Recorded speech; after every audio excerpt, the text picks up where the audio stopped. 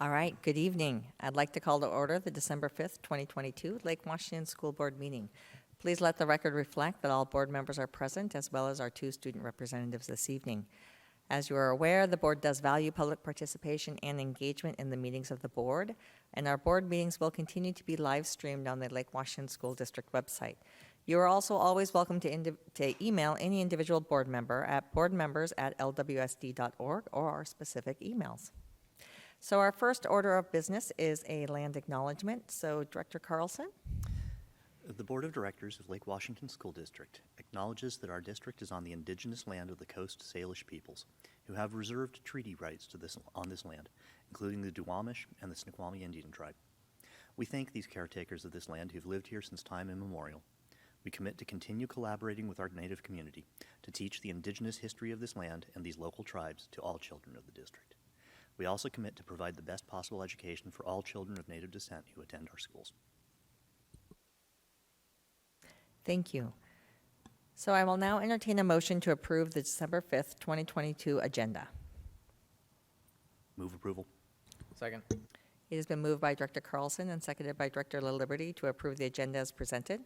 All those in favor, please signify by voting aye. Aye. Aye. Anyone opposed? Hearing none, motion carries. And so our next item on our agenda is public comment. At this point, there was nobody who had signed up for public comment, nor have we received any written public comment. So we will end the public comment session for this evening, but do know that at any point in time, you can sign up for public comment up to noon of the day of the board meeting. You can go to lwsd.org/board/public comments and sign up there. Thanks so much.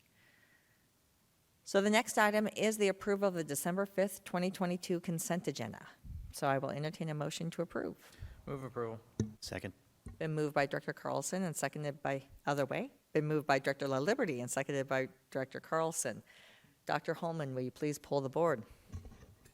Yes, I will. Director LaLiberty? Yes. Director Stewart? Yes. Director Carlson? Yes. Vice President Choi? Yes. And President Bleasner? Yes. And Dr. Holman, could you please summarize the donations? Yes, it is with significant gratitude that we thank our community tonight with quite a large donation amount that the board is accepting tonight. $10,000 from our Lake Washington Schools Foundation. We truly do appreciate that partnership in the support and education of our students. And our PTSAs tonight donating over $115,000. These are significant resources that we take to support the education of our students. Many of these resources are for programs and services that otherwise we wouldn't be able to provide for students. So we thank our PTSA and our Lake Washington Schools Foundation for their ongoing support so we can provide the excellence in education that we do. All right, thank you.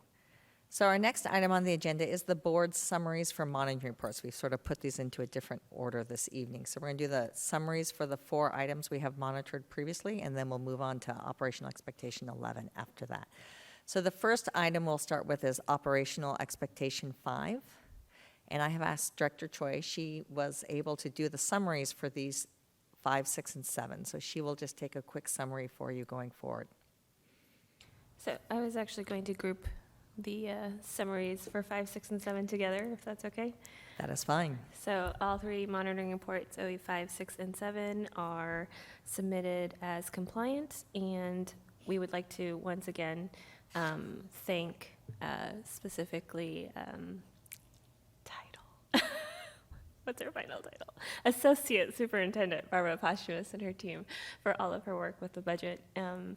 And keeping our district fiscally responsible and well-deserving of the ASBO Meritorious Budget Award for the 5th year in a row. The only kind of call-outs from these monitoring reports specifically were to include community response when developing, community input when developing the budget. And so going forward, we would like to see potentially some sub-policy or something along those lines within, I believe it was OE 5 specifically. Thank you. With that, I'll entertain a motion to approve the summaries for OE5, OE6, and OE7 as presented. Move approval in according with what Director Berliezner just articulated. Second. So it has been moved by Director La Liberty and seconded by Director Carson to approve OE5, 6, and 7 board summaries as presented. Any discussion on those or questions? This is not big picture. This is very fine picture, but the direction in OE5, the sentence currently is something where if I read it a year from now, I'm not entirely certain I'll know what the sentence meant. Because it starts with policy considerations for 5.2 and 5.3 to better align indicators with this. Adopt, revise. Anyway, there's just a missing verb in that sentence that would help make sure that somebody who wasn't here for the conversation is clear on what it means. Would you like to propose a verb for that, and we can approve it as amended? Yes, a direction policy considerations suggest revision of 5.2 and 5.3 to better align indicators with the sub-policy and state law. So just replacing the word for. Cool with that? Okay. Seems like it's a Like I friendly said, this is- revision that we can just go forward with as long as there's no problems. Perfect. Anyway, thank you. Yep. Director La Liberty? No comment. Okay. Thank you, Director Choi, for putting those together. I appreciate that. But hearing no other further discussion or comments, I will call for a vote. So all those in favor of approving OE5, 6, and 7 as presented with the friendly revision also given, please say aye. Aye. Aye. Anyone opposed? Hearing none, motion carries. Okay, so with that, our other one on is operational expectation 10, which is learning environment and treatment of students. And so that one, we actually talked about this one back on November 7th, so this was about a month ago. And the summary basically is that, you know, everything is compliant with the exception of specific policies, which was 10.2 and 10.6. There's commendations in regards to supporting, efforts to support a positive learning environment are appreciated, along with efforts to maintain and improve practices and policies. We'd like to highlight the effectiveness and efficiency of our volunteer screening that is accomplished by staff, as that was called out. Some of the direction provided was to continue efforts to bring 10.2 and 10.6 into compliance through focus on MTSS, PBIS, and professional development, and then to consider approaches to further understand the perceptions of belonging and safety with different student subgroups and ways in which to improve the student experience. Update or revise the policy to consider learning environment in the internet or cyberspace, including cyberbullying. Revise sub-policy 10.3 to add "and equitably" using reasonable judgment to make sure that that was aligned.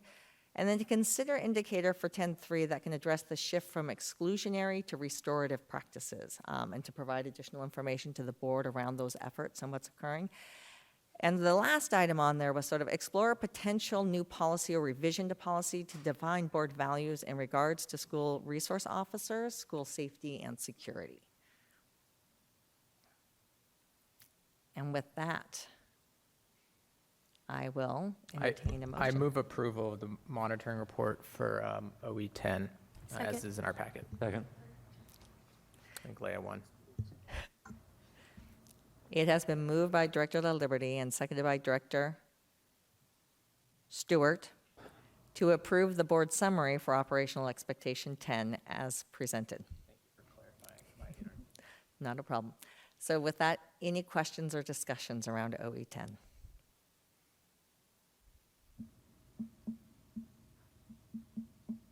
Okay, I would just like to add part of there are some larger policy discussions in there that came out, and that was sort of towards the end of it, so they are tacked there, but that is additional work for the board to do, not necessarily specifically, and trying to determine what those sub-policy is in regards to those board values. So I just want to make sure that, and is the board in agreement with that? That's sort of the movement that's there.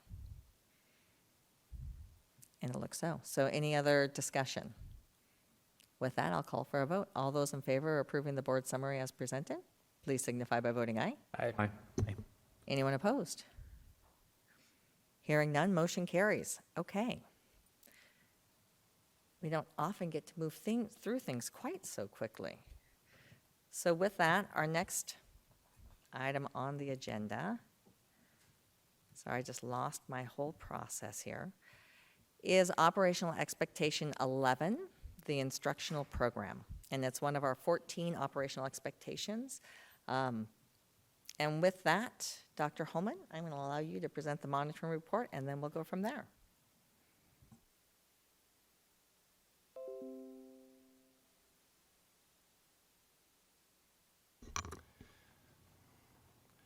I want to thank our technology operations team for refreshing our technology here so that I can present from the dais this evening. And you have it in front of you. So really appreciate the team taking the time to make sure that that was operable for us. So tonight I bring you operational expectation instructional program monitoring report. And the policy statement here says that the superintendent shall maintain a program of instruction that offers challenging and relevant opportunities for all students to achieve at levels defined in the board's results policies. This is a robust policy, and I'm not going to go through these piece by piece here, but just as a reminder, there are 14 policy components within OE 11. This report is presented as compliant with exceptions noted, and I will highlight those exceptions as we go along. In your written report, you also have an appendix that provides more information around those areas that are noted as not in compliant within the report. So as we jump in, we'll kind of follow our pattern. I'll go through each piece, provide a summary of the information. The written report, which is also available online, has much more information and data. This really is an overview of the summary and findings. So 11.1 states that the superintendent will assure that instructional programs are based on a comprehensive and objective review of effective practices and research. And so just some of the summary and findings around that. The district does have administrative policy and documented procedures to review and adopt curriculum. You have heard presentations over the years. I remember Matt Bonabianco, Mike Van Orden, Dr. Rose, and this process has actually improved substantially over time. I remember our last curriculum adoption presentation around, I believe it was a social studies adoption, and the team really did a nice job of not only engagement and process, but really aligning that curriculum adoption with the values of the district and the values of the board. The district does have an instructional materials committee that's in alignment with legal requirements, and so by law, we need to have an instructional materials committee to ensure that all materials that meet requirements are reviewed and for bias and other pieces. Or the absence of bias and other pieces. And then Lake Washington School District, just some of the evidence as we think about, what's an outside entity that actually agrees with our statement here that we have effective practices and research. We submit for high-cost safety net programs, and so those are students that qualify for special education services whose programs have a higher cost than typical. We're able to get reimbursement for some of those student programs and services, and we consistently receive good feedback from OSPI, and more often than not, we're receiving about 98 or 99% of the reimbursement that we're requesting. Thank you. Any questions?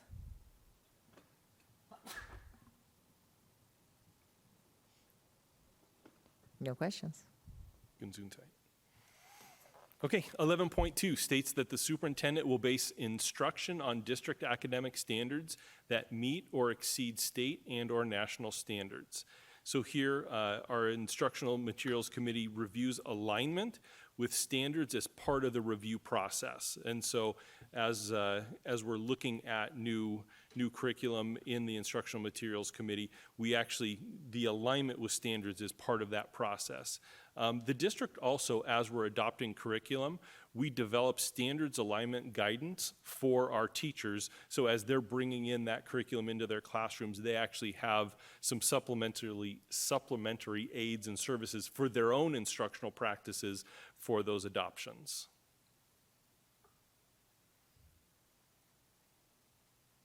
Any questions? Clarifications? Nope. Yep. Director Choi. It's not really a question. It's actually, if you could refresh my memory on the social studies curriculum adoption. I know we did it says in here, 6th, 7th, 9th, and 10th. Why was 8th skipped again? I just forgot. I'm going to ask Dr. Rose to come up to the podium. That's why my team came up front, because I knew there would be a question like that. There's a good explanation. There's a great explanation. We were pretty impacted as we were piloting by COVID and by having just the challenges of having so many teachers out and students out, that it extended our need to pilot into this year. So in some of the grade levels, we were able to make decisions and then make recommendations to the board for adoption. We're currently in the process of piloting, or finishing our pilot and making a recommendation for 8th grade and for 11th and 12th grade. Thank you. Thank you. All right, seeing no other questions. Okay. 11.3 states that the superintendent will align curriculum with standards. Again, we offer professional learning for staff anytime we adopt a new curriculum. We just adopted last year a new elementary math curriculum. We are still in the phase of professional learning for staff, because anytime you adopt a new curriculum, you can imagine that's a full change in practice that we're asking our teachers to go through. And so it isn't just a one-time training, it actually is ensuring that we provide professional learning on an ongoing basis. We also have alignment rubrics that are used to ensure curriculum adoptions are aligned with our core content standards. So it's always making sure that as we go through adoptions, that we have processes and procedures to make sure that there's alignment with the standards.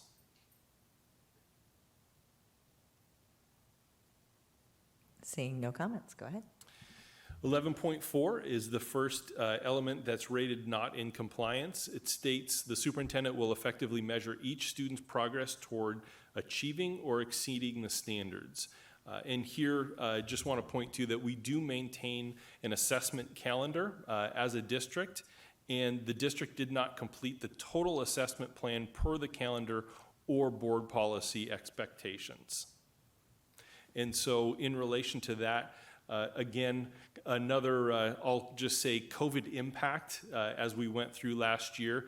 As the board knows, the availability of substitute teachers was very difficult and challenging. To assess our K-1 learners through the FastBridge, that's a one-on-one assessment with a teacher, which then requires us to get a substitute so that the teacher of record can actually do that assessment with students. We weren't able to do that to the full extent, and so because of that, we did not have that full set of data that we expected to have, nor that the board expects us to bring forward.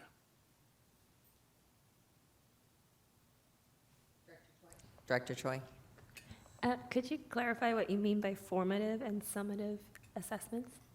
Yes, so formative assessments are those assessments that teachers do periodically throughout instruction to help inform their understanding of students' knowledge and skills during instruction. Summative assessment really is kind of that end of instruction assessment, either the end of a unit, end of a core set of lessons that really kind of summarizes a body of learning.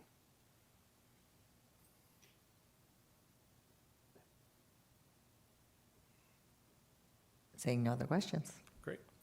So 11.5 states that the superintendent will assure that the instructional program includes opportunities for students to develop talents and interests in their specialized areas of interest. And so just a couple points here. We do continue to expand our career and technical education and job work experiences.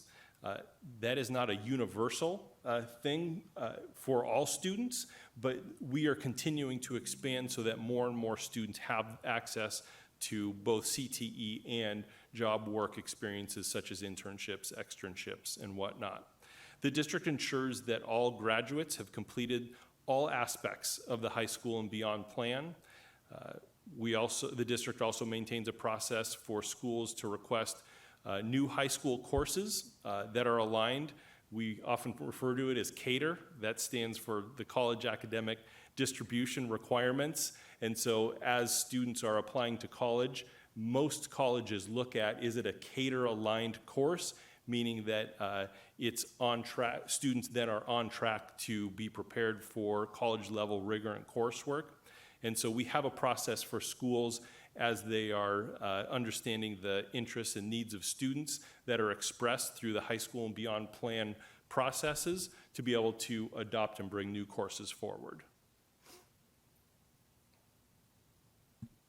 Director Carlson?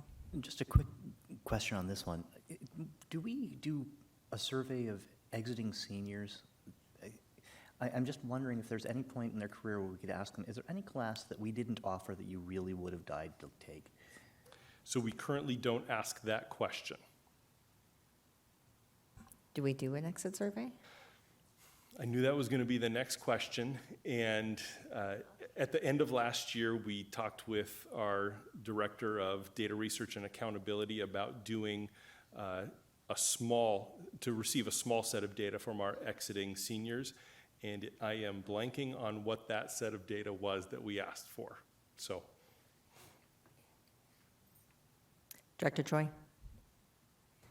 So when you spoke about the CT course options and availability of courses, do we also take into consideration accessibility of these courses for our students? so will you define accessibility, so make sure I'm answering? Whether or not they are physically able to go somewhere else to take this course? Yeah, and so CTE courses are offered both in our schools. We also have WANEC, which is our Skills Center Consortium. And at this point in time, the courses that are located within our schools, whether or not there's enough seats for all of those, that's part of accessibility. And a lot of times it's looking at number of students that are interest, aligning that with staffing and things like that. Right now, our Skills Center courses, students have to provide transportation for themselves. And so I would say that's a barrier to access our WANEC courses, either at our site at the Lake Washington Institute of Technology or the programs that are offered both in Bellevue or the Issaquah School District that are connected to WANEC. Evan? In the evidence of compliance, we list how many different courses we have. The immediate thing that just jumps out to me is that a fairly equal average across all of our secondary schools? Or is there a much higher concentration in some areas that is overinflating that district-wide number? Yeah, that's a great question. And so in general, it's consistent relative to the school size. And so there isn't one of our schools that has significantly more than others. One of the challenges with being able to take courses is, number one, is getting it up and off the ground. And so it's, student interest, student enrollment.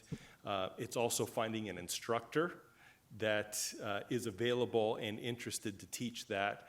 And so that's why we have such variability across our schools, because some schools, a program is kind of sustaining on its own, where at another school they may not have a teacher to even teach that course. So there's a lot of factors in it, but in general, I would say a consistency in the number of courses, CTE courses that are offered.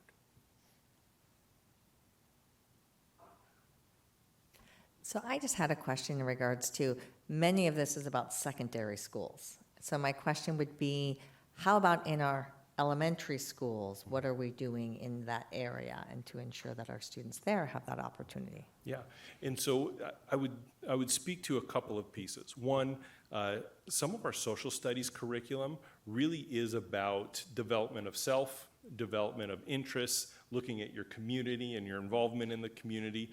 So that's, in our early grades. We also partner with our PTAs around some of those, if you will, extracurriculars.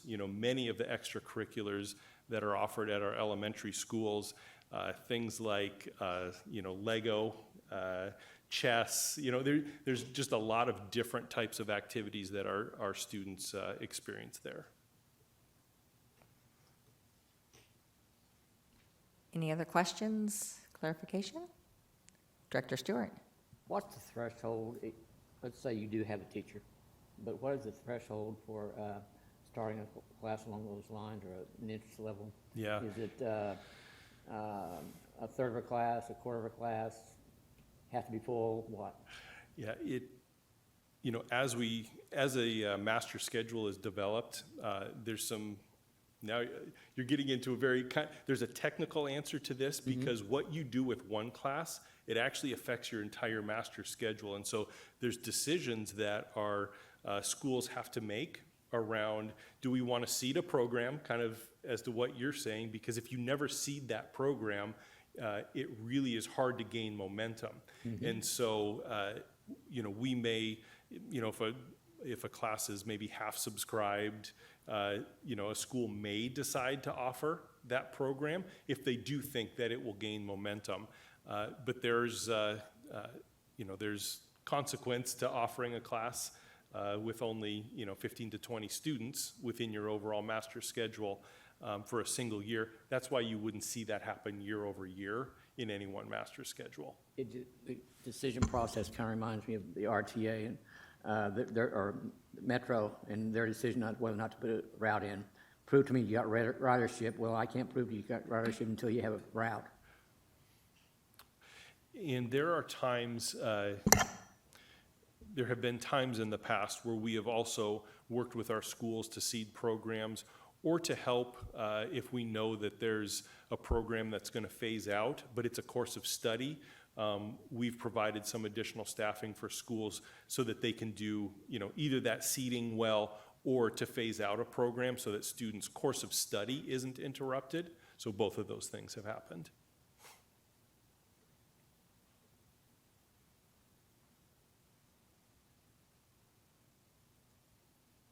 Director Liberty? Oh, I have a comment, but not a question. So I'm just trying to remember our order of operations. Are we holding that for later?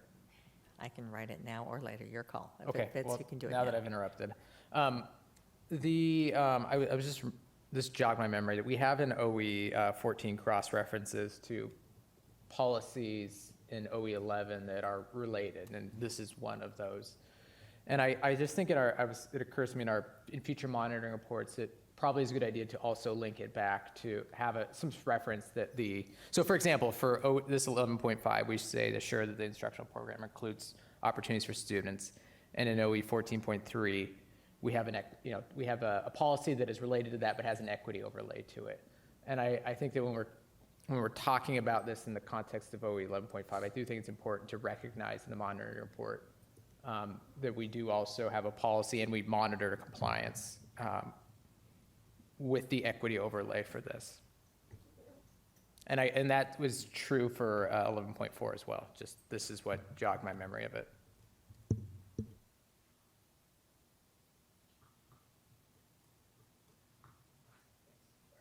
Nope, no problem. Any other questions or not? All right, with that, we'll move on to 11.6. Okay, 11.6 states that the superintendent will assure that the instructional program accommodates the different learning styles of students and differentiates instruction to meet the needs of students of various backgrounds and abilities.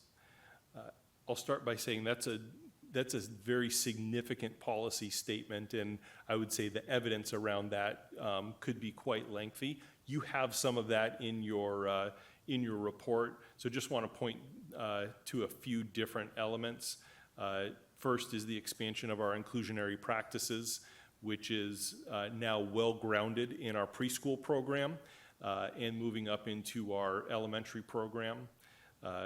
We're continuing to support our schools to develop a multi-tiered system of support, and the purpose in that really is all about understanding and providing supports, intervention, and services to students that have various learning needs.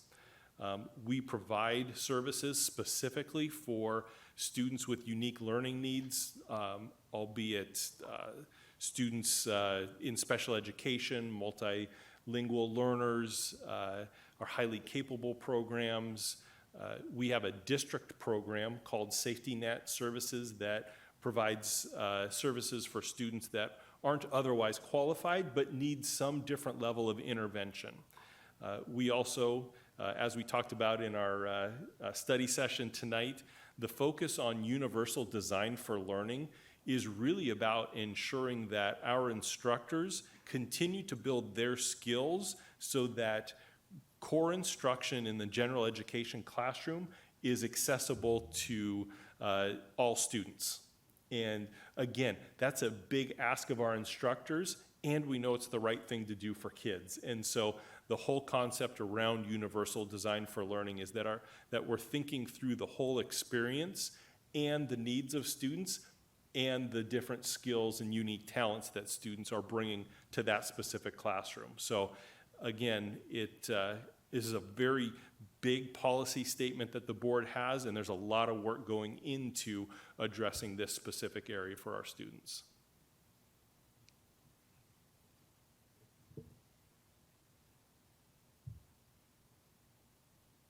All right. Hearing no comments or questions. Great. 11.7 states that the superintendent will ensure students starting in elementary school and continuing throughout high school have opportunities and experiences to actively explore options for their futures in ways that are relevant to them. And so on my slide deck here, it says students in grades 8 through 12. It's actually students in grades 6 through 12, and the board's report has been updated with that information. We use a program called Zello to complete our high school and beyond plan. That also includes, at a few different stops along the way, career inventory assessments. And I know as students go through that, some of that is beneficial, some of that, there's some chuckles around it, but ultimately, what does it do? The intent is to get our students to actually start thinking about a career, different careers that they could have in mind, maybe careers that they otherwise wouldn't have thought of, because there's a lot of different ways to experience work and things like that in the future. Many of our after-school clubs and activities do provide options and opportunities for students, and that really is at all levels. You think about at the elementary level, they're more directed and prescribed, but then you get into our secondary, the secondary level, and students are really moving forward with their ideas for the types of clubs and activities they want to participate in. Many of them are career focused. Some of our clubs and activities that are CTE focused really are about developing leaders, thinking about career and those kinds of areas. And so a number of different ways that we meet this policy. Director Stewart? How many clubs in our secondary schools would you say, or in high schools in particular, are in lieu of a class?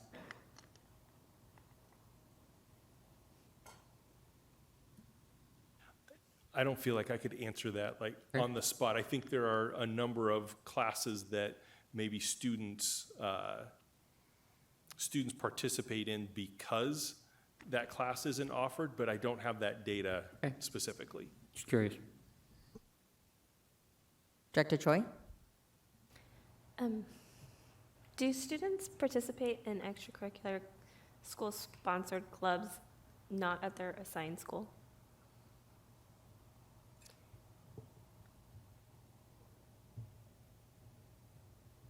Generally, the answer is no, because typically you need to either be an ASB member or be rostered at that school. But I see one of our local experts wants to provide comment around that. Okay, so from my personal experience, yes, there are some clubs at different schools that some schools provide and some schools don't. For example, like DECA versus FBLA, I know some schools have DECA and then some schools have FBLA, so I do know people that have basically participated in STEM FBLA and I know people from STEM that have participated in RHS DECA. So it does happen. It's not like super common that people do that, but there are people that do that, and I'm pretty sure that also works. So Shivani, the real question is, do you remember what DECA and FBLA stand for? Yes, they do. Future Business Leaders, I believe, of America, and DECA. Pop quizzes are not allowed up here. I know.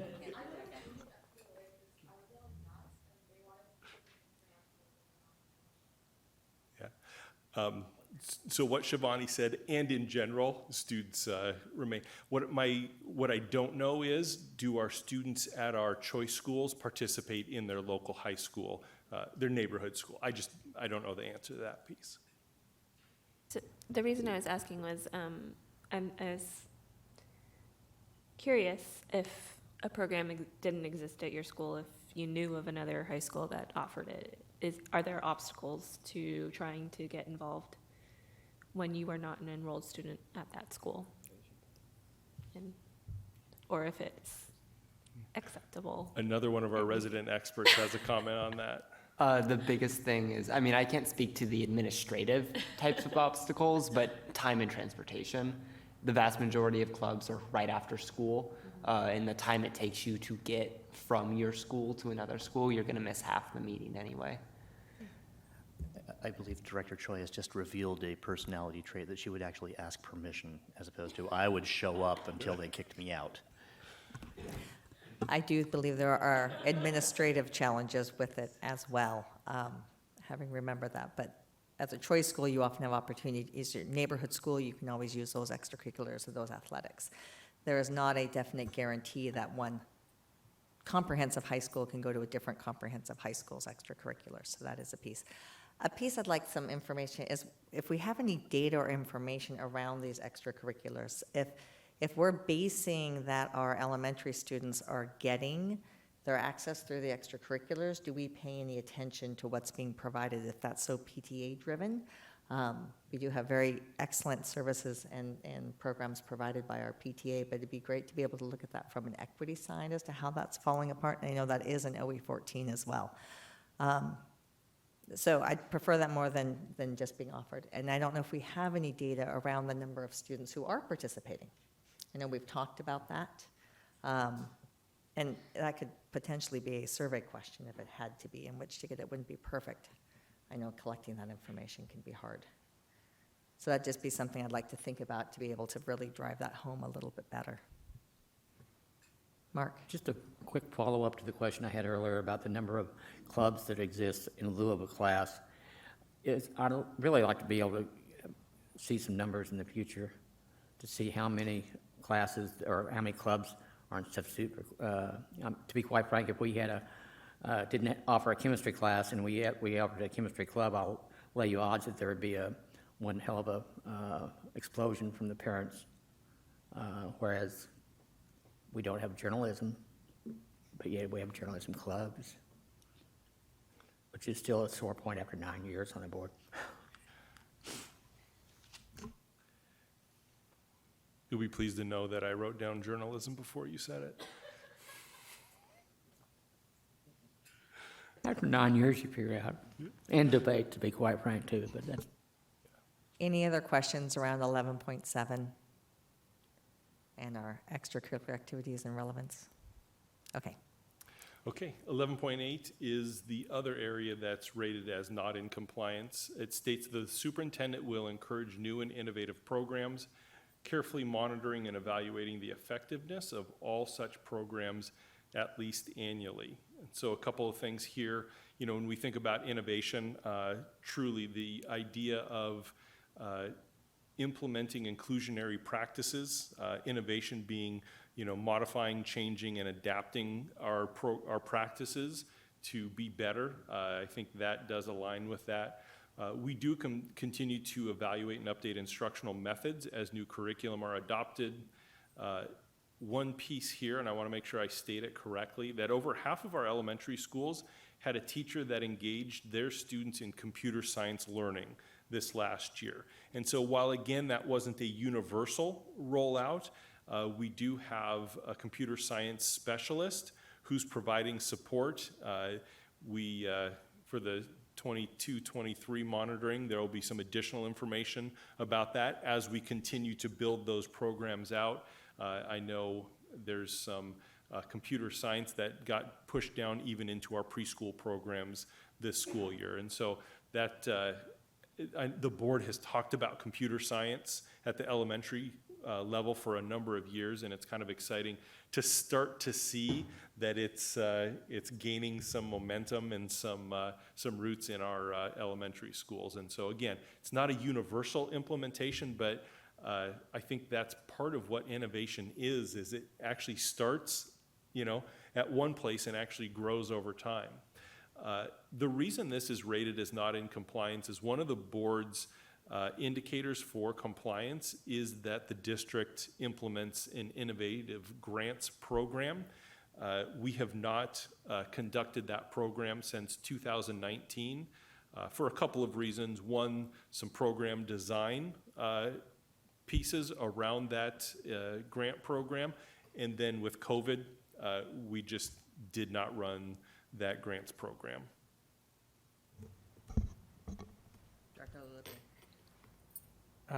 Dr. Holman, what I didn't hear from you is a proposal to remove that as an indicator for compliance, Is that something you would propose? So at our last board meeting, we talked about OE 11. That's right. With some very narrow focus. I don't remember this being.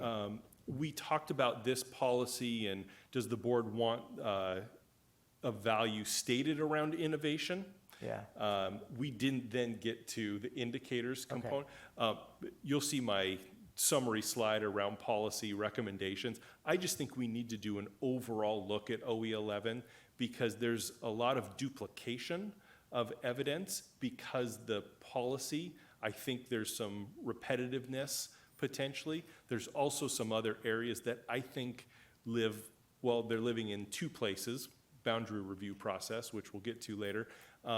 There's some pieces around calendar, which I think are better in maybe OE3. So I think there's just an overall policy review we need to do with OE 11 to make sure that truly the board's values are being expressed and measured as part of this policy.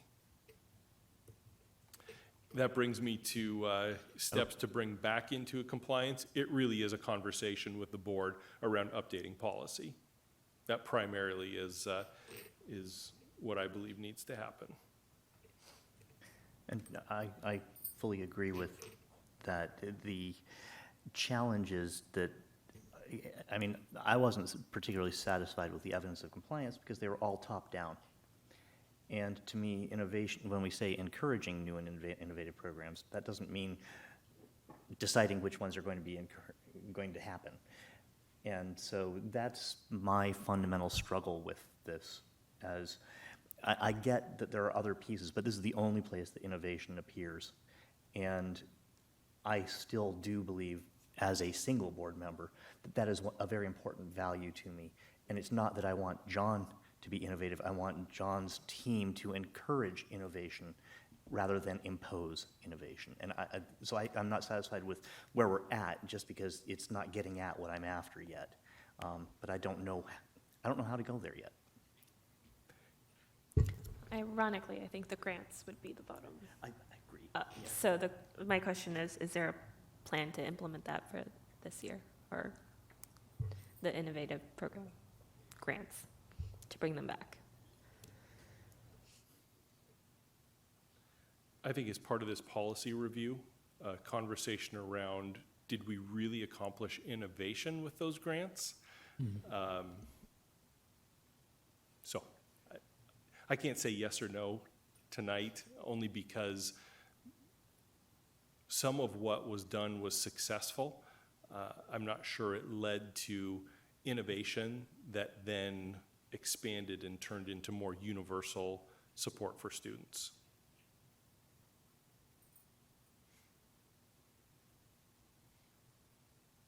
Holders' thoughts, because I can see that they're a place where they can fall into the work plan as some additional thoughts going forward. Any other questions?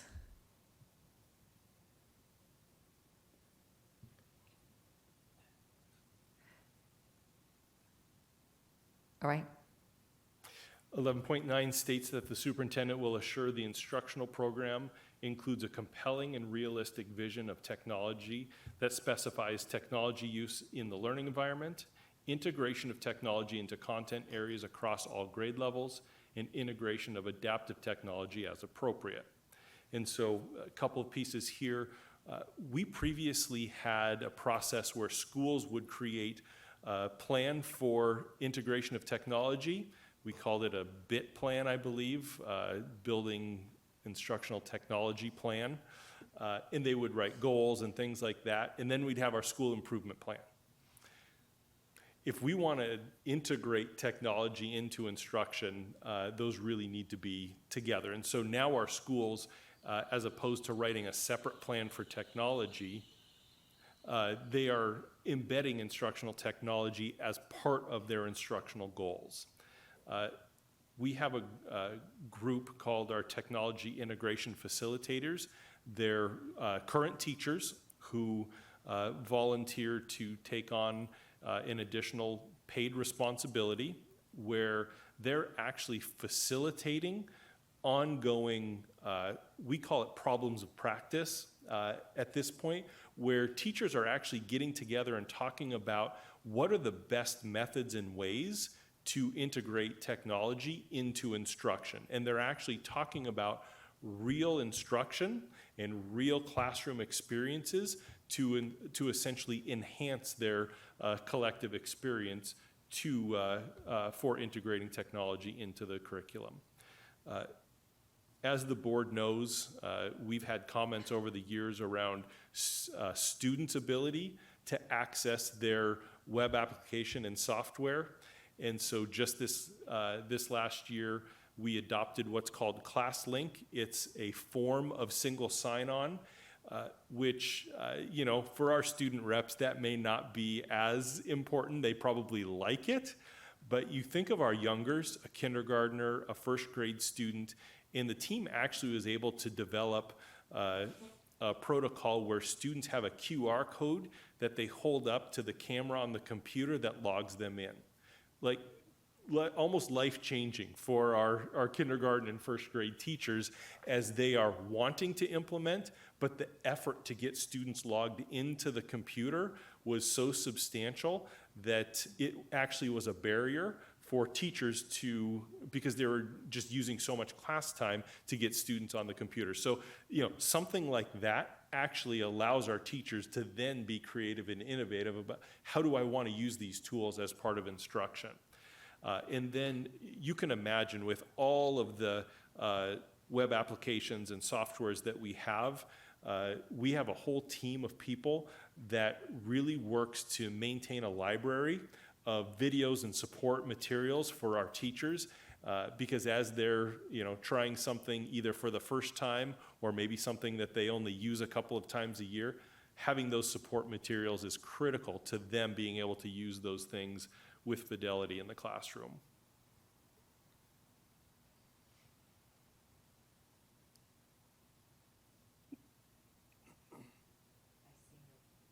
See no questions.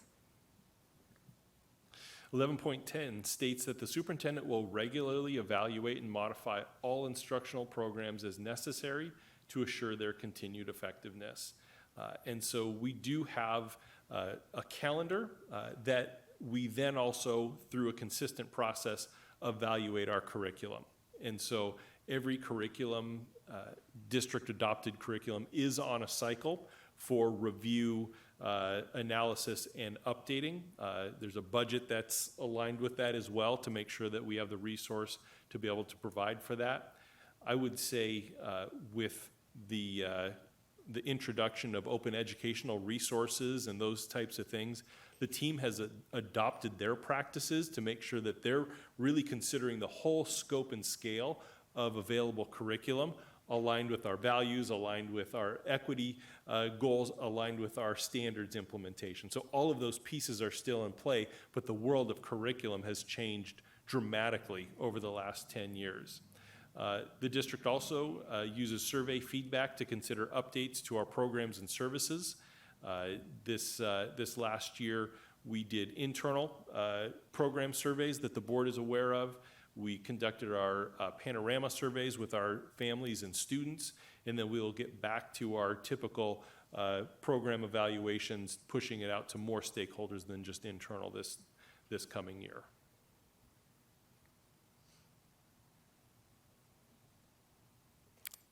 Director Choi. In the evidence of compliance, it states that the families were surveyed using Panorama regarding school fit. What were the results of that survey? Of the panorama survey. And so we heard from families that students needed additional SEL supports. And so the board heard those results as part of results 3. And results 3 is directly aligned with our state SEL benchmarks. That's their social emotional learning benchmarks. And we heard that consistently from our students as well, both SEL learning, but also behavioral health and mental health supports. Director Stewart. Is there you mentioned a survey or a reach out to the teachers and staff.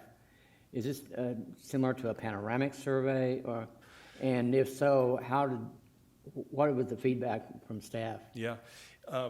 Let me talk about the process. Okay. And that might help illuminate some of this. So we conduct what we call a program survey on an annual basis. And prior to COVID, that was both an internal and an external feedback. So our families and community provided feedback around that as well. With our internal staff, we conduct this program survey within our teacher's contract. We actually reference this survey because one of the questions that we had from our teachers through that process was, you're giving too much to us, too many new things to do. And so how can we assure that there's voice and kind of a consistent response to how you're implementing new things? And so we started this program survey kind of in collaboration with LWEA. We received those results back. We actually then take those results, take our family results, and meet with a core group of certificated staff members and our union leadership to just understand, here's the feedback we received. Is there any additional feedback that you would give us around these programs and services? We then take that feedback, and as we're developing our plans for the next school year, we actually use that feedback to develop professional learning, to either move forward with maybe a new initiative that we're thinking about, hit pause on something we're doing because the focus needs to be elsewhere, or it just helps us understand how is the implementation of something that we started, or a new initiative that we started a year prior, like how was that experience for our teachers? And so that's really kind of the full cycle. This last year, we conducted the program survey with our teachers, and then we went and did a listening session at each one of our sites based on the feedback we received. So we had the feedback from the survey, but then we also had a conversation with every school around that feedback so they could actually put voice and more information around that data that we collected.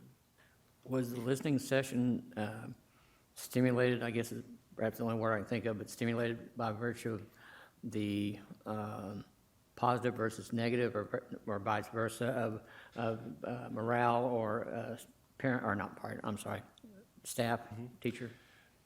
A couple of things caused us to go that direction. One, teachers had been asked to do more and different. I'll just say staff, not just teachers. All staff, certificated, classified, administratively. And we hadn't been face-to-face with them or really just had dialogue with our staff to that level.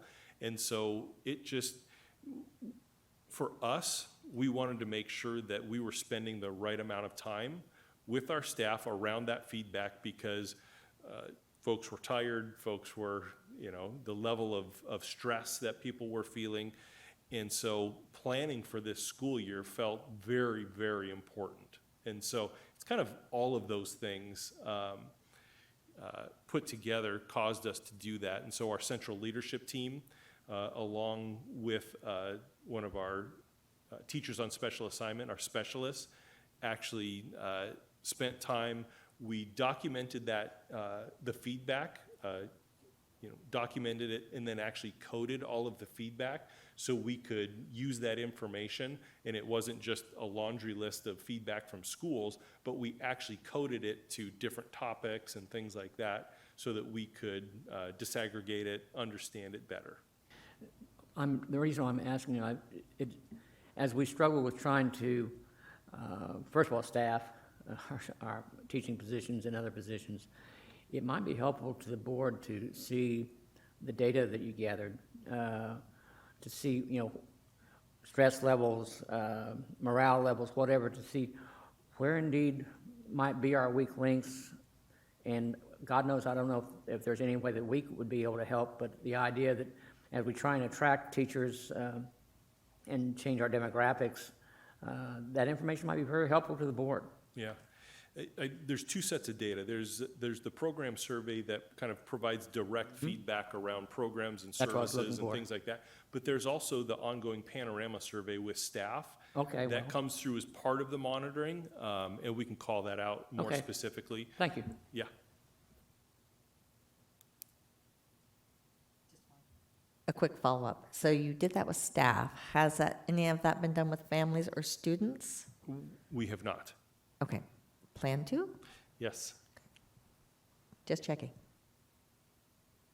It sounds like a great option. Yeah. It actually illuminated a lot of good feedback for us.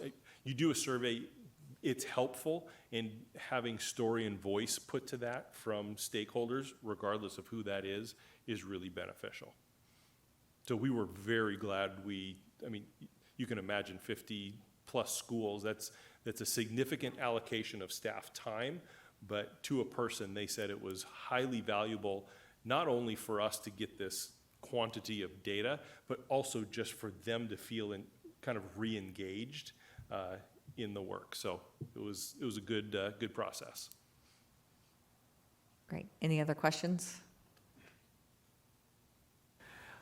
Have we looked at, or maybe the staff has had ideas on how to develop better techniques, or, we had a learning process during COVID with remote learning.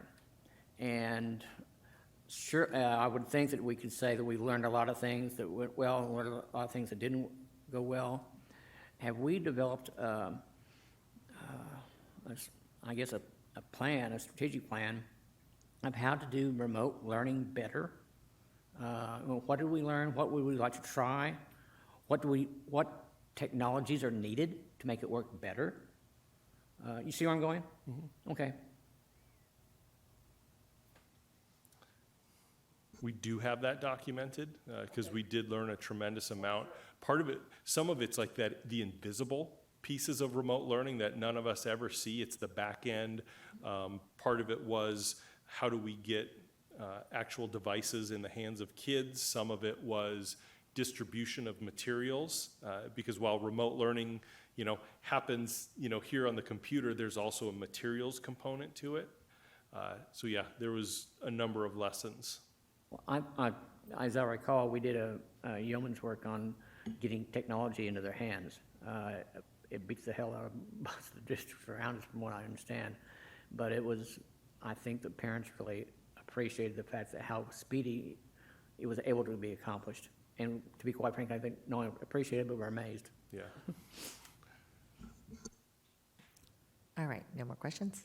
Okay, 1111, the superintendent will adequately monitor and control student access to and utilization of electronically distributed content information. So we do have a structured process to evaluate software and web applications for use with students. We call it SWARP, Software and Web Application Process, Review Process. And while that's an interesting acronym, it truly does require a consideration of all of the different requirements around, the age of students, the content they're receiving, but also what information is being collected and shared as part of that review process. Again, ClassLink definitely provides a greater level of access, but it also is another method for ensuring that our students are accessing the correct tools.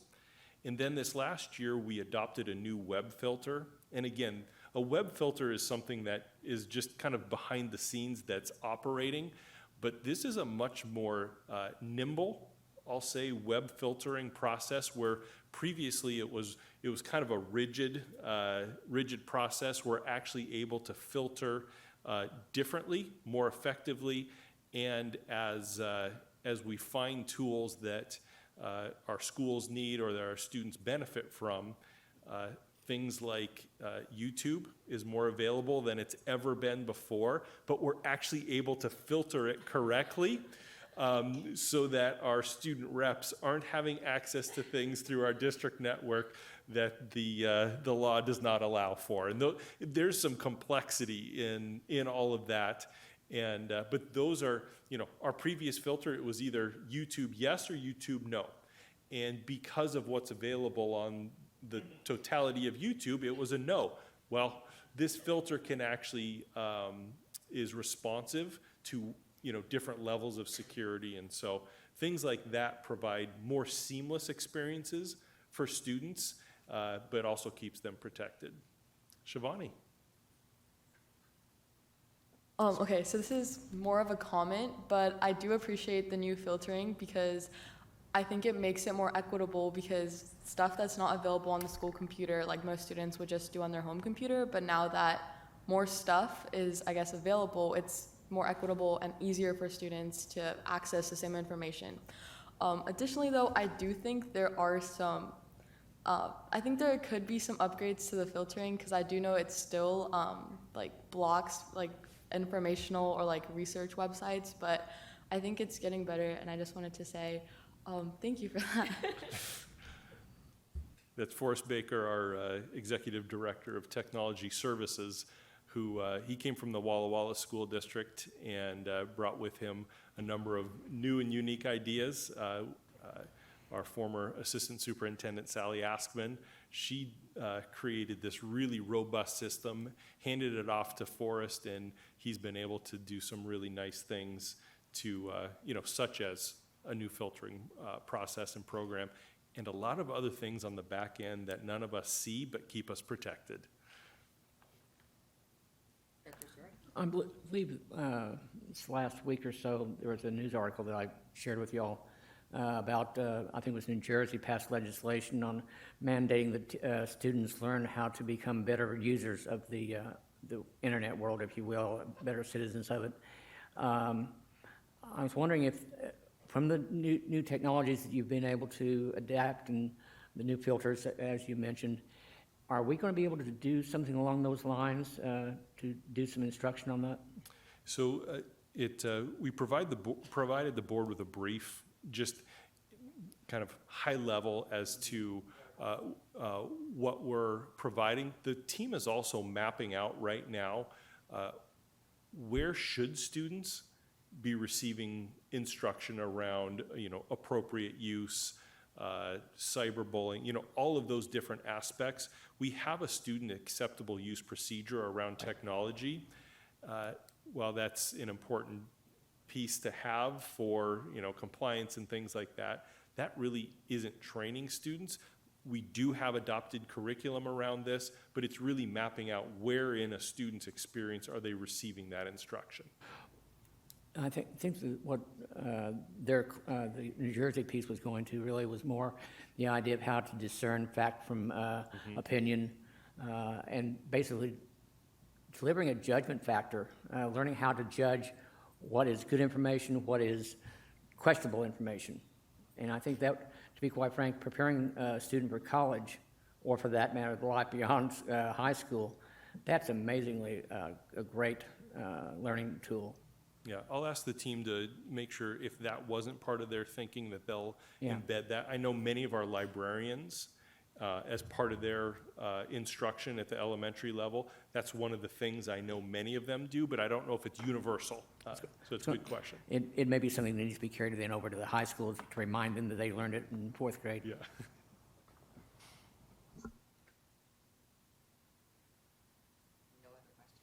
Great. 11.2 states that the superintendent will protect the instructional time provided for students during the academic day. So just a few quick things. So we have requirements around school days and instructional hours that we're held accountable to by the state. We continue to meet those requirements as we report that to OSPI. And we do have administrative policy that directs outside activities and experiences during the school day, be it videos being shown in the classrooms or other types of things that are occurring within our schools that could take away from instructional time, but the key to our policies is that it's aligned with the instructional outcomes. Shivani. I just wanted to ask if instructional time also included teacher office hours after or before school. So instructional time is considered see, now you're going to get me into the technical details of this. It's the 180 days and the average of 1,027 hours for students. So that truly is the core instructional time that students are, if you will, required to be in class. So that excludes office hour type, those times.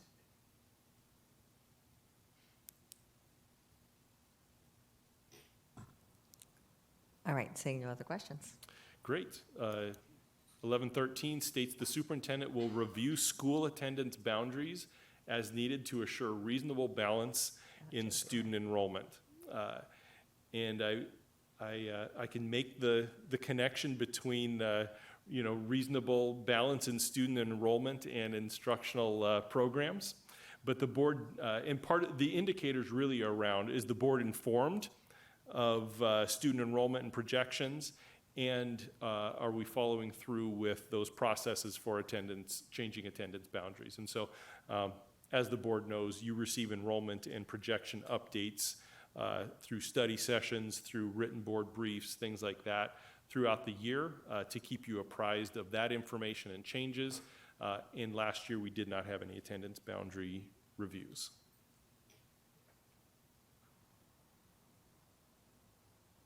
Director LaLiberty. I may be jumping ahead to what you're going to get to already this, but I would assume Dr. would you agree that this would be more appropriate in the facilities OE? So I believe, so this is almost verbatim In that? I don't believe it's in facilities. I believe it's either OE3. Okay. But it's in another policy that's, Okay. And so we're reporting on this already. And so, yes, I would recommend just striking this from OE11, even though I understand the connection. I mean, having our schools, maintain consistent enrollments, across a community makes sense for how that affects instruction, and it's being monitored elsewhere. Okay, thanks.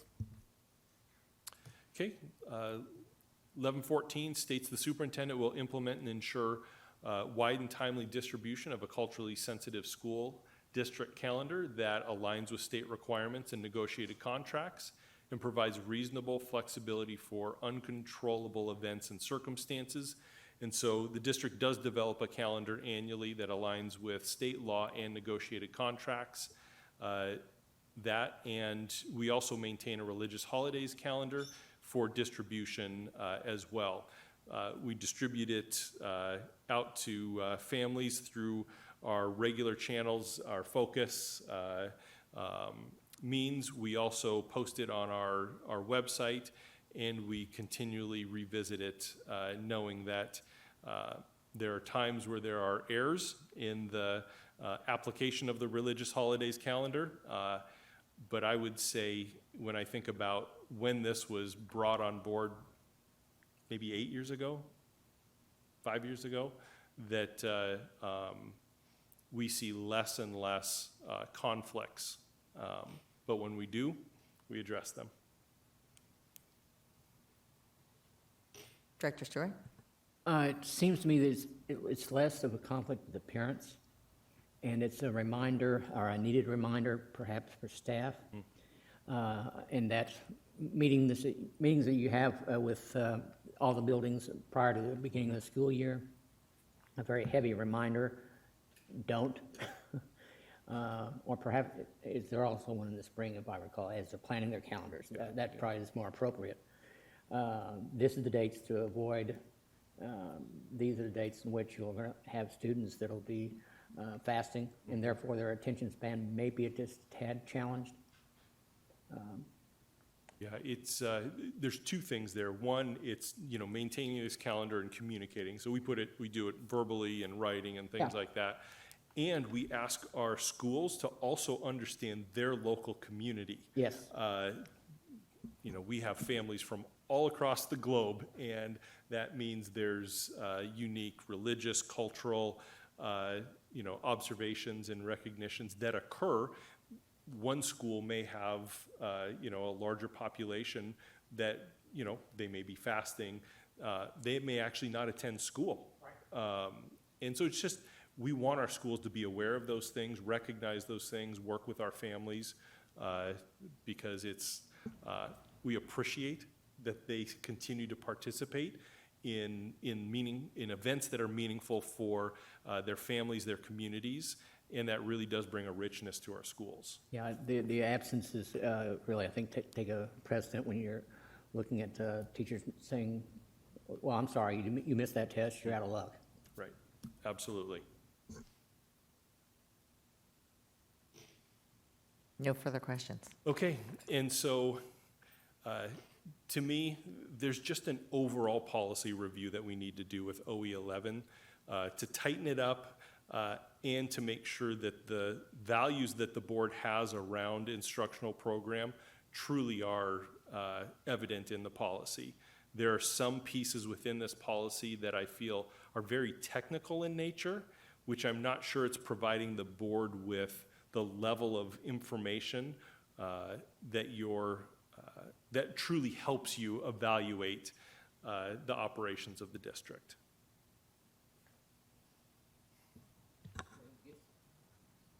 When it gets to the more technical aspects, as you were saying, and it doesn't help to contribute, perhaps when we get to the technical aspects, an interpretation, if you will, of how this has an impact on the overall.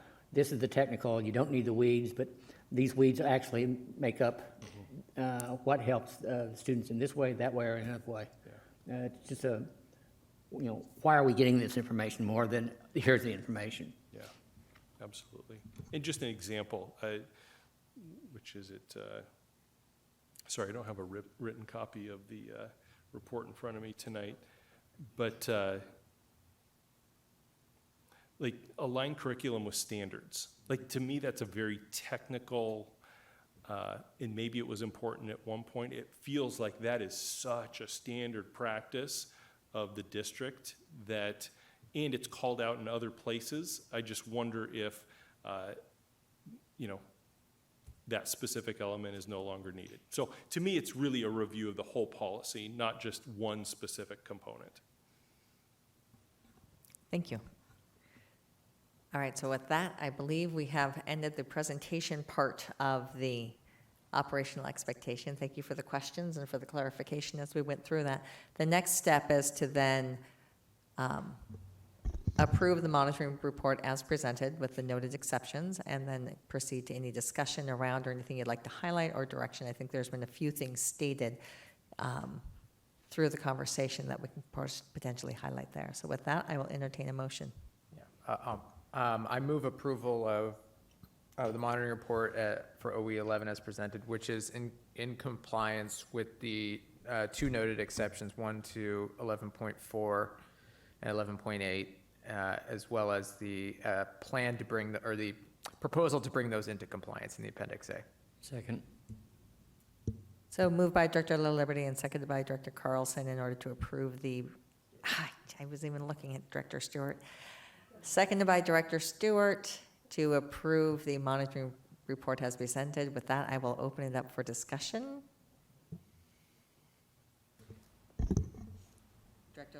Director Liberty, then Director Carlson. My comments are the more first of all, I agree made the motion, so I agree it's in compliance and we'll be voting the same way. I do think that we need to do a policy review of the whole policy. And I'm remembering now our discussion from last meeting where we began that discussion and then tabled it. And so I guess my question is what, I was looking at our work plan. I don't quite see it built in yet to have that, but I would hope that we can do that in the next couple of months. The longer we move from this discussion, the less and less I will recall of it. So I would just hope that sometime at the beginning of the next year that we can have this review of OE11 on our work plan. Yes, I think there are pieces of it that we have, but not the actual policy. Okay, So we'll have excellent. to build that in. Director Carlson. So on an even bigger picture, if, for example, 1113 is duplicative of something in OE3, I am 100% behind only putting it in one or the other. The question to me as a board is, so for OE14, we've got hot links out to things that are related. Is this the sort of thing where, as we renovate OE11, do we want to add a set of not just hot links between specific OEs here, but that there would be a hot link to, hey, after you've gone through OE14 or whatever, then, oh, and by the way, here are other OEs that are relevant to instructional, yeah. Sorry, the second word's not going to come to me. Anyway, but I'm thinking we probably do want to have that sort of hot link. It does make the updating a nightmare because if you change one somewhere, then you have to make sure that all the hot links get updated, but it would be worthwhile.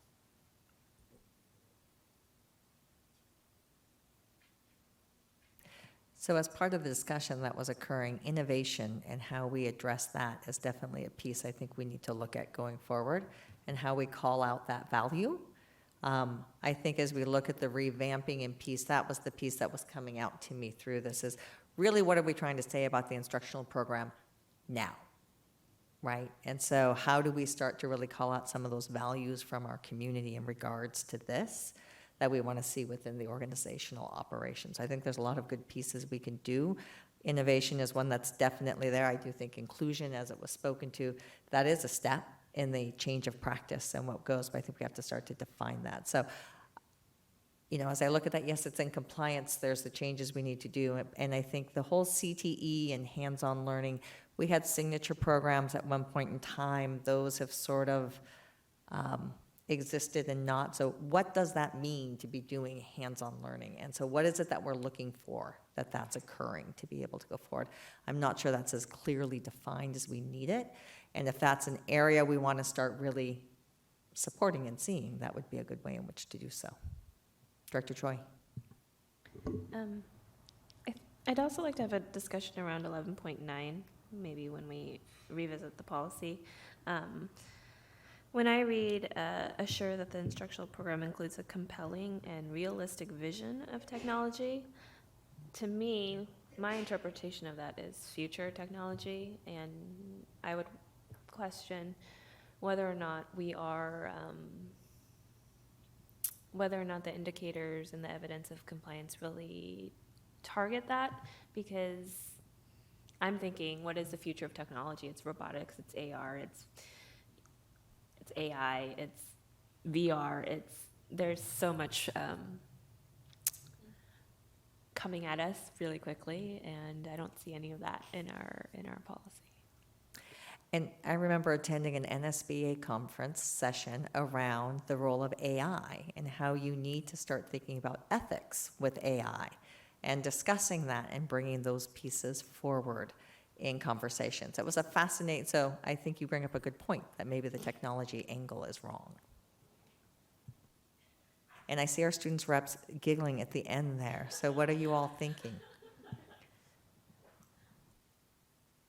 I mean, I can tell you, not from any personal experience, or I legitimately don't know anyone that's ever tried it, but I do know that, you know, there are AIs out there these days that can just write entire essays for you. It's pretty wild. So, I mean, I think, I don't know if it falls directly under this, but if we are talking about technology, I think there is some debate to be had about, are we looking far enough into the future, and are we future-proofing our educational institutions to make sure that we can handle something like that? And Shivani? To add on to that, there is literally an AI on the internet for literally everything. Like, I bet if you search it up right now, there's at least like 4 programs that can like rewrite like essays to make it seem like you did it yourself, and they wouldn't be caught on like plagiarism like checkers right now. There's so many, and I'm pretty sure it's going to be incredibly difficult to like, be able to make it so our education systems are able to, combat that kind of, I guess, cheating. Yeah, we talked about graded homework in the study session. It does bring up a lot of interesting questions, and I like the way you put that, Evan. Are we future-proofing and thinking about far enough out? And it's actually the piece I remember from the work session that I had attended was, it is how good is the data that's going into that AI as to the response you get back out of it. And so learning what that means so you can actually program your own ways to answer things so you can see how you put things in, what you get back, which gets to some of the critical thinking pieces in regards to media literacy. So it's sort of an interesting concept of what you can do with it. And I'd be remiss if I didn't put this piece of data into the room. Our state, for a school district like Lake Washington School District, provides us about $5 million annually for technology. Thankfully, our community prioritizes technology to the degree they do. They provide us levy funding to the tune of about $25 to $30 million a year for our technology program. And so we also need our legislature and the state to prioritize technology to support the type of learning that we believe students need to be future ready. Okay, so there's some follow-up with 11.9, 11.3, and 11.13 are duplicate. Overall policy review. Any other discussion?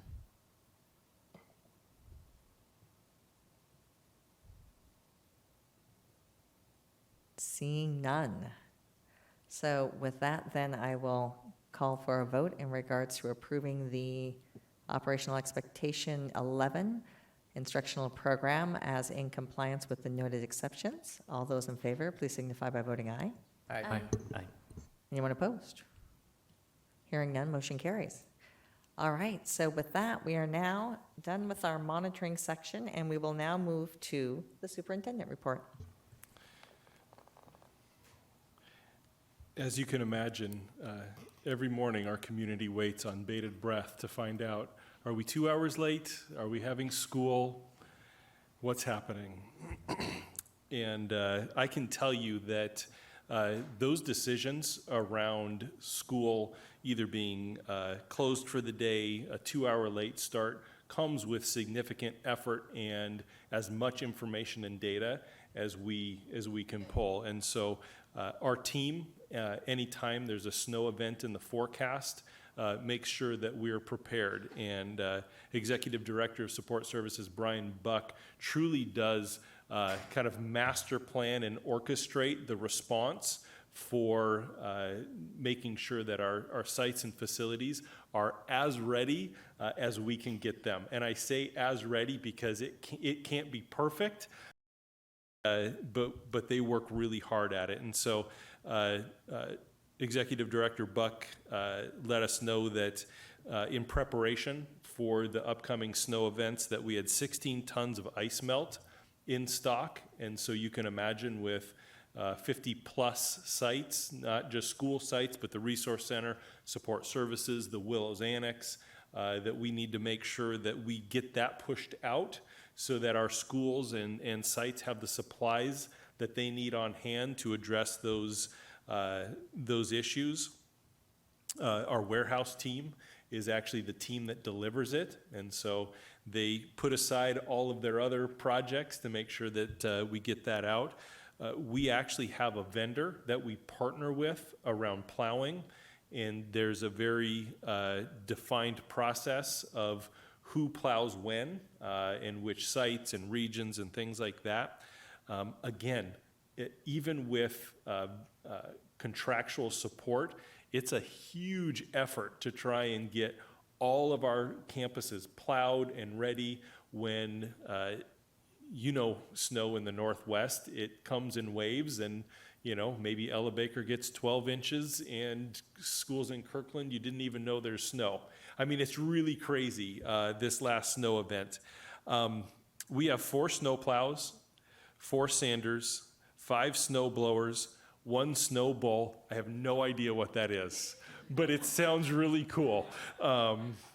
I don't know what his or her name is, but we have 1 snow bull and 1 snow sweeper. Really, as a snow event comes, all of our maintenance workers, they shift their responsibilities to site support, and they're running all of these equipments and corralling the bull to make sure that it's doing something in snow. But I say this because it's this huge effort our goal is to have school open every day.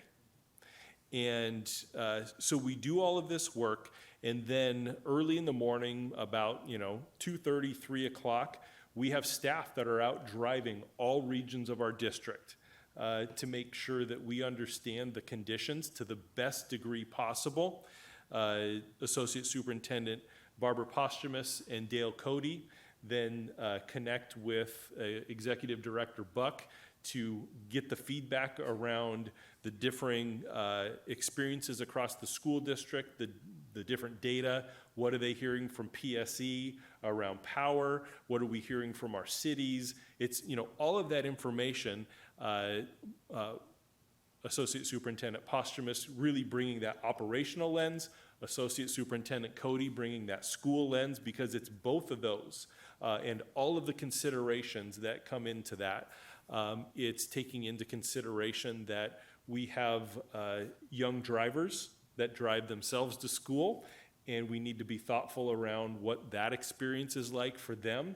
We also have youngers that are walking to school, and so what are the community sidewalks like? What is crossing a street going to be like?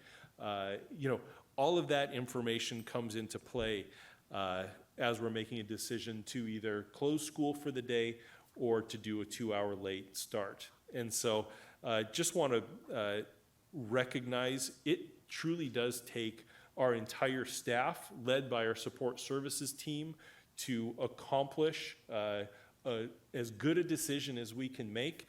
I appreciate our community for their ongoing understanding of these decisions. Got a few emails, literally a few, 2 or 3 with some questions, with people genuinely understanding there really, a lot of times there isn't a great decision, and in particular this snow event, where we had very disparate experiences by our schools all across the school district. And so the day that we closed, I know there were homes that had a dusting on the grass, and up on Redmond Ridge and Sammamish, they had north of 10, 12 inches.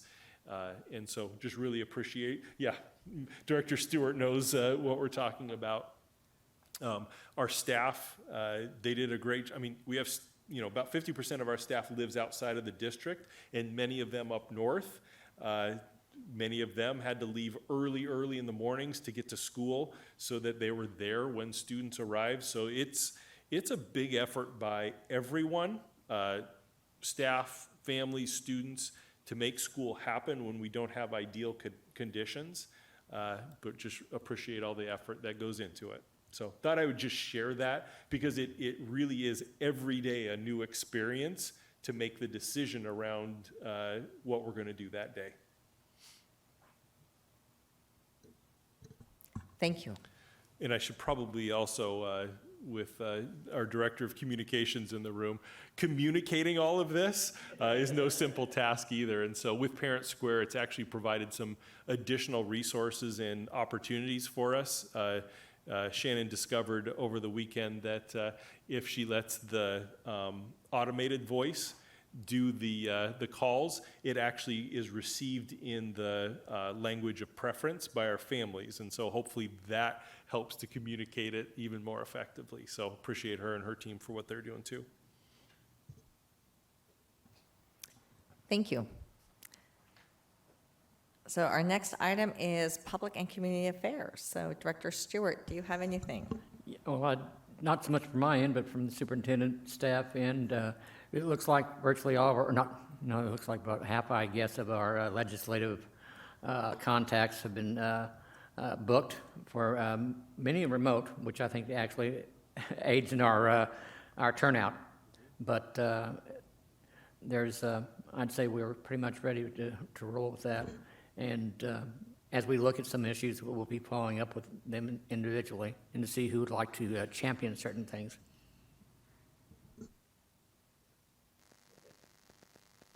Thank you. Anybody else?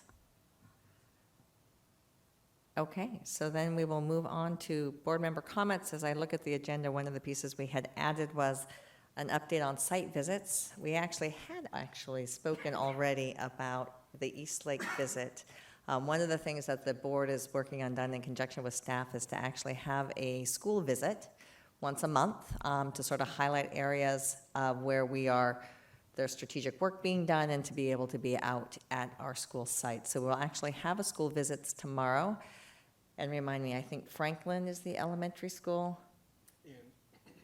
In Finn Hill Middle School. and Finn Hill Middle School will be the two that we'll be going to tomorrow. So looking forward to being able to see that. And then we do write up a report from those, and it is available on our website to be able to access. And it gives us a great opportunity to be able to just see all these things in action that we often hear about, but we don't get to see on the ground. So it's a nice opportunity. And looking forward to seeing several of you there tomorrow. And so our next item is just a review of the board meeting schedule. Our next scheduled meeting is, well, it's actually tomorrow. The site visits will be scheduled meetings. They have been announced to the public. And then our next one will not be until January 9th. We will have a study session at 5 p.m. and a board meeting at 7 p.m. So we will be, Director Carlson, go. Okay, can you send me an email? That would be great. All right, any other board member comments for this evening? Director Stewart. One of the things that became very apparent when we moved up here was that, unlike living in Chicago, where basically they took every trash truck and put a plow on them because they owned the trash trucks, it occurred to me that just in the off chance that we have a number of neighborhoods that don't get either city or county support in snow removal, it might not be a bad safety issue if we could, and I don't know if it's an insurance problem, to have plows attached to the buses to try and get around certain problems that someone hasn't gotten to yet, and all of a sudden the bus is going, uh-oh, how the devil am I going to back out of this? So just a thought for future consideration. And again, I don't know what the impact is legally in this state, but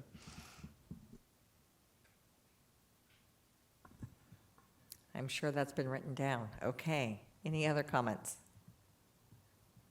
Hearing none, I will entertain a motion to adjourn the meeting. Move that we adjourn. Second. Moved by Director La Liberty and seconded by Director Carlson to adjourn the meeting. All those in favor, please signify by voting aye. Aye. All right. Aye. Anyone opposed? Hearing none, motion carried. Meeting is adjourned. Thank you all very much.